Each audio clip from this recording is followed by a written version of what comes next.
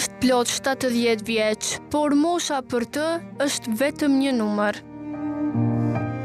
Sot ai vazhdon të jetojë me të njëjtin pasion si në rini, dashurinë për librin. Flokët janë thinjur, por syt i ndriçojnë sa herë që hap një faqe të re. Për Jashar Gashin, leximi nuk është thjesht kalim kohe, por frymëmarrje e shpirtit.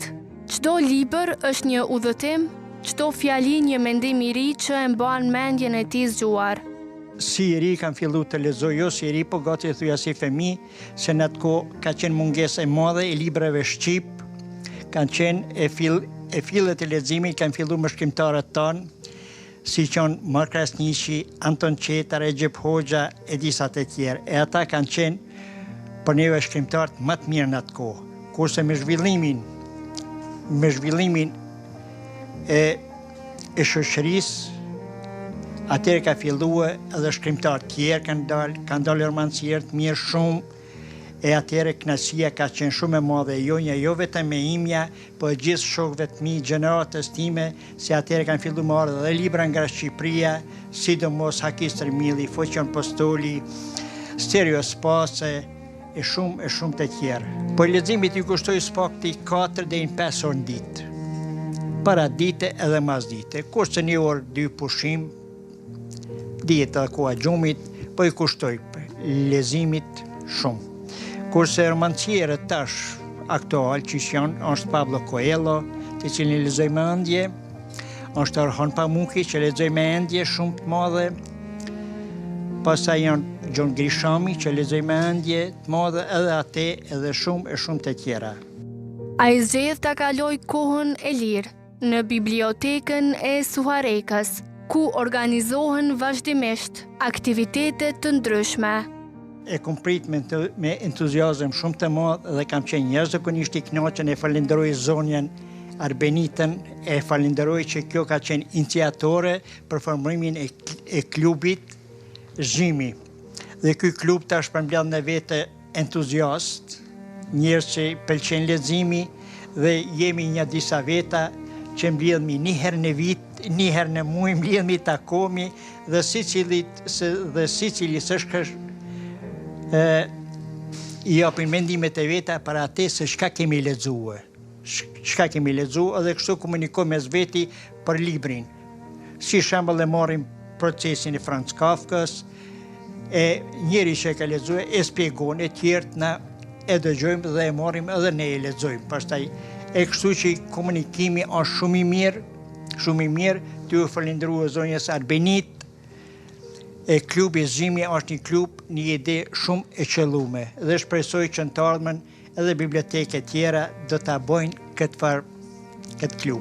Unë këtu shoh perspektivë shumë të madhe, sepse kanë filluar edhe në për shkolla, kanë filluar njerëzit, ata fëmijë nxënësan kanë filluar ta kuptojnë që rrjetet sociale nuk janë ato që mban mend, ato rrjete sociale një herë e lexojsh edhe më kush hiç.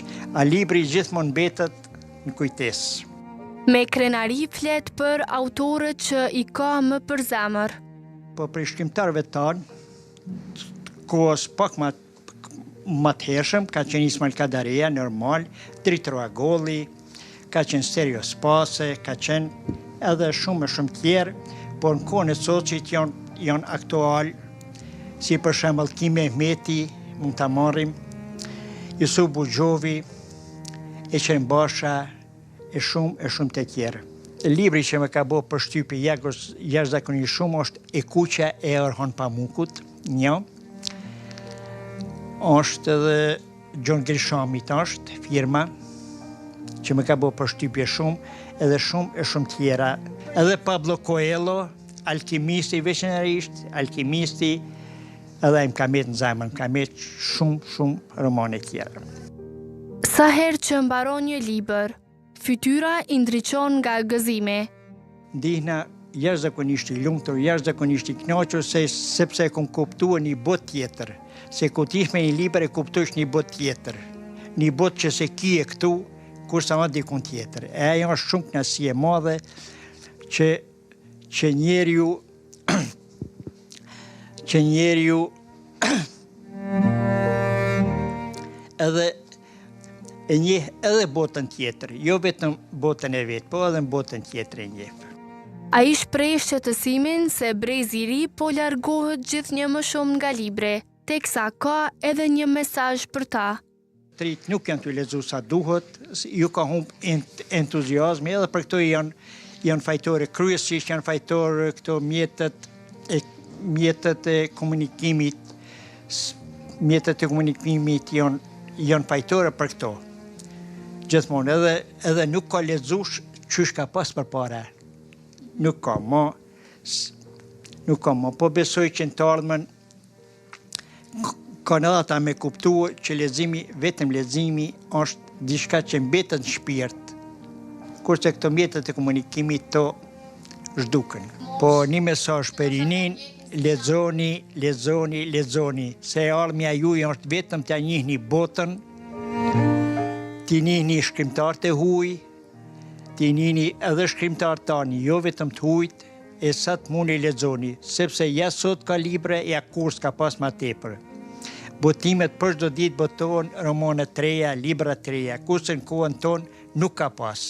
Ka pas botime krejtësisht diçka tjetër, që ato po vjen turp tash kur që i kom lexuar në atë kohë atë libra.